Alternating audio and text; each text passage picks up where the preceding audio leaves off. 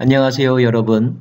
오늘부터 여러분과 함께 요한복음을 공부해 보도록 하겠습니다. 자, 요한복음은 누구에 의해서 기록되었을까요? 요한복음이란 말이 요한이 전하는 복음이란 뜻이므로 당연히 사도 요한이 그 기록자로 거명이 되겠죠. 사도 요한에 대해서는 여러 별명들이 성경 속에 등장합니다. 보아노게, 우레의 아들이란 뜻이죠. 또 예수의 사랑하시는 제자, 사랑의 사도, 그리스도인의 플라톤, 이런 별명들이 사도 요한에 붙여진 명칭들입니다. 하지만 학자들은 사도 요한에 의해서만이 아니라 그를 따르는 제자들, 즉 요한 공동체가 요한복음의 기록에 함께 참여했다고 봅니다. 다시 말하면 요한복음은 어느 한순간에 기록된 것이 아니라 오랜 시간에 걸쳐서 묵상되어지고 해석되어지고 또 다시 재해석되어서 기록된 책이라는 뜻입니다. 그래서 어떤 학자는 요한복음이 예수님 활동하시던 30년경부터 기록되기 시작하여서 사도 요한이 죽을 때인 90년 이후, 즉 100년경에 걸쳐서 완성된 책이라고 말하기도 합니다. 대체적으로는 적어도 AD 90년 이후에 기록되었다고 그렇게 생각들을 하지요. 기록의 장소로는 에베소가 거명되고 있습니다. 그래서일까요? 지금도 에베소에 가면 하나의 유적지가 있는데 그것은 바로 사도 요한의 무덤이라고 알려진 유적지입니다. 사도 요한은 그의 생애 후기를 에베소에 머물면서 교회를 목회하고 또 예수님의 어머니였던 마리아를 돌보는 일을 하다가 이렇게 죽은 것으로 그렇게 알려져 있습니다. 그러면 에베소 주변에는 자연스럽게 사도 요한에 의해서 돌봄을 받았던 그런 교회들이 존재하겠죠. 특별히 사도 요한에 의해서 기록되었다고 일컬어진 또 하나의 책, 대표적인 책 요한계시록에 보면 소아시아 지역에 보낸 7 교회들의 이름들이 나오는데요. 에베소서, 또 서머나, 사데, 또 두아디라, 또 버가모, 또 필라델피아, 또 라오디게아와 같은 그런 교회들이죠. 이 교회들이 사도 요한에 의하여서 목회적인 돌봄을 받았거나 또 그의 제자들에 의하여서 목회가 이루어진 곳이라고 보게 되는데 이 공동체를 흔히 요한 공동체라고 말하고 이 요한 공동체가 믿었던 그들이 고백했던 예수님에 관한 기록이 바로 요한복음이다. 그렇게 여러분이 이해하시면 좋을 것 같습니다. 자, 그렇다면 오랫동안 묵상되어지고 해석되어지고 재해석되어졌다라는 의미는 무엇일까요? 19세기 영국 성공의 대주교였던 윌리엄 템플이라는 사람은 요한복음서에 대해서 이렇게 말합니다. 공관복음서의 기자들, 여러분 공관복음이란 마태, 마가, 누가 복음을 말하지요? 자, 공관복음서의 기자들이 예수님의 사진을 보여준다면 요한은 초상화를 제시하고 있다라고 말합니다. 여러분 사진과 초상화는 어떤 차이가 있을까요? 물론 사진도 앵글에 따라서 드러내고자 하는 모습들이 조금씩 다르겠지만 그러나 분명한 것은 사진은 그 있는 사실, 팩트에 더 근접합니다. 그에 비해서 초상화는 그것을 그 대상을 그리는 사람에 의하여 재해석되었다 하는 것입니다. 즉 요한복음은 예수님에 대한 신학적 해석이 담겨져 있다는 뜻입니다.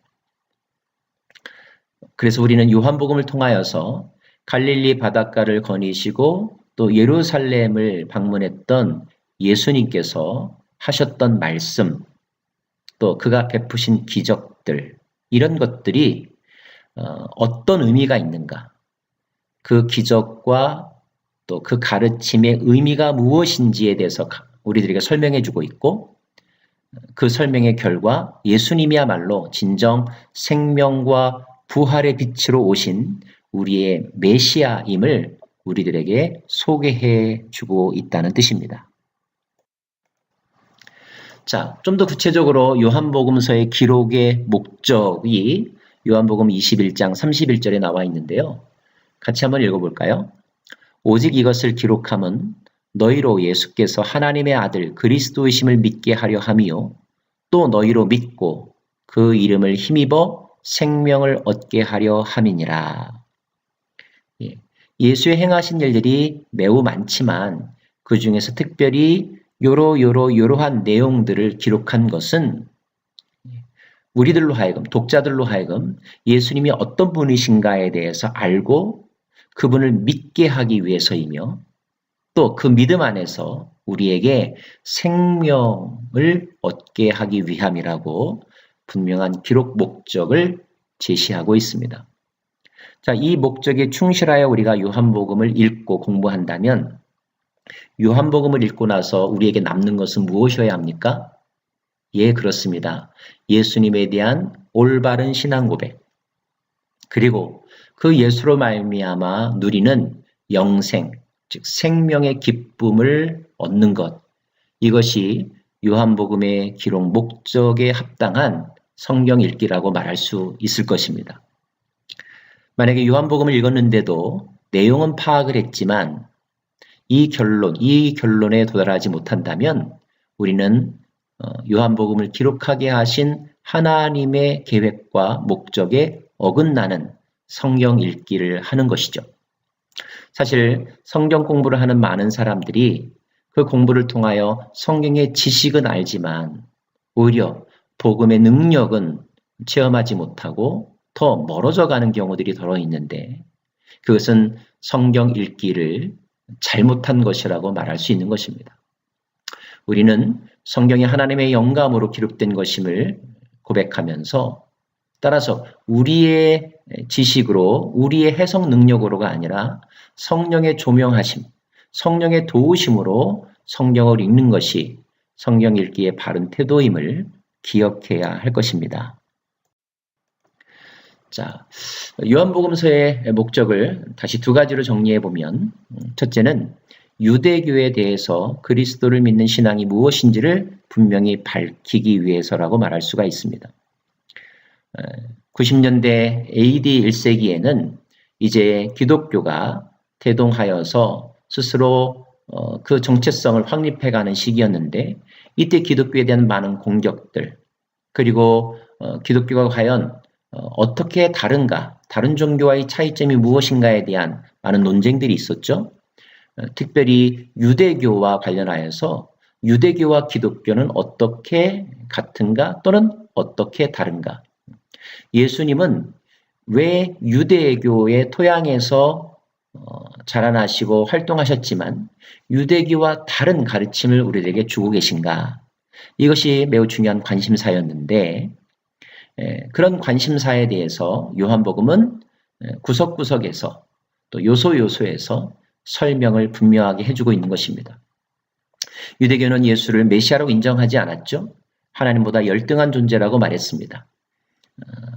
하지만 요한복음서는 아니라고 말하면서 예수님이야말로 진정한 메시아요 하나님의 아들이며 유대교가 해결해 줄 수 없는 율법이 해결해 줄 수 없는 그 한계를 극복하는 기름을 가르쳐 주신 분이라고 종말의 구원자라고 요한복음은 분명하게 말해 주고 있는 것입니다.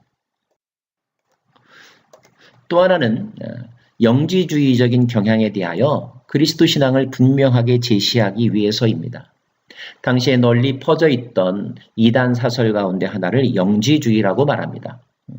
자, 영지주의란 무엇이냐 하면 근본적으로 물질 세계는 악하고 정신적인 것은 선하기 때문에 그 선하신 하나님께서 악한 세계 만물을 창조하지 않으셨고 또 창조하지 않으셨을 뿐만 아니라 그 모양으로 오실 수 없다는 것입니다.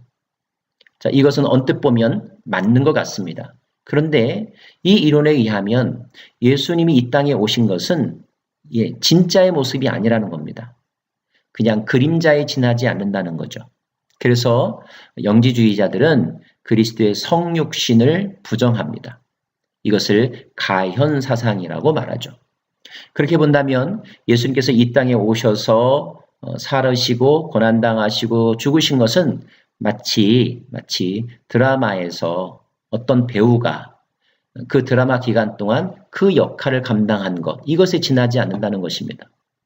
자, 그러면 어떤 일이 발생하죠? 예수님의 죽음은 그냥 신용이지 실체가 없는 것이 될 수 있습니다. 그런데 예수님이 이 땅에 오심은 그것과는 전적으로 다르다는 것입니다. 물론 분명한 신비이죠. 어떻게 하나님이 인간이 되셨는가? 또 진정한 인간이 될 수 있는가? 논리적으로는 해석이 어려운 신비의 영역이 분명히 있지만, 그러나 요한복음은 그렇기 때문에 예수님의 유일성, 예수님의 하나님의 아들 되신 예수 그리스도를 통하여 이루어진 구원의 완전성을 우리들에게 가르쳐주고 있는 것입니다. 이 두 가지, 여러분, 요한복음이 기록될 당시에 처해있던 두 가지 배경, 유대주의와 영지주의, 이 두 가지 개념을 기억하시면서 예수의 복음이 유대주의와는 어떻게 다른지, 영지주의와는 어떻게 다른지 분명하게 구별해낼 수 있기를 원합니다. 그것이 중요한 이유는 이 시대에도 2000년이 지난 이 시대에도 21세기의 유대주의, 율법주의가 존재하고 있고, 또 영지주의 또는 범신론, 또 뉴에이지와 같은 잘못된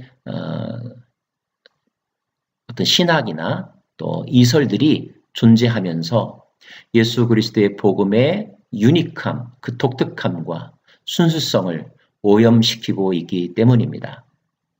요한복음을 통하여서 예수님이 과연 정말 어떤 분이신지를 분명하게 알아가는 저와 여러분이 되기를 바라고, 요한복음을 공부하고 나면 우리 안에 있는 생명의 풍성함이 더욱더 분명하게 느껴지는 그런 은혜가 있기를 간절히 바랍니다.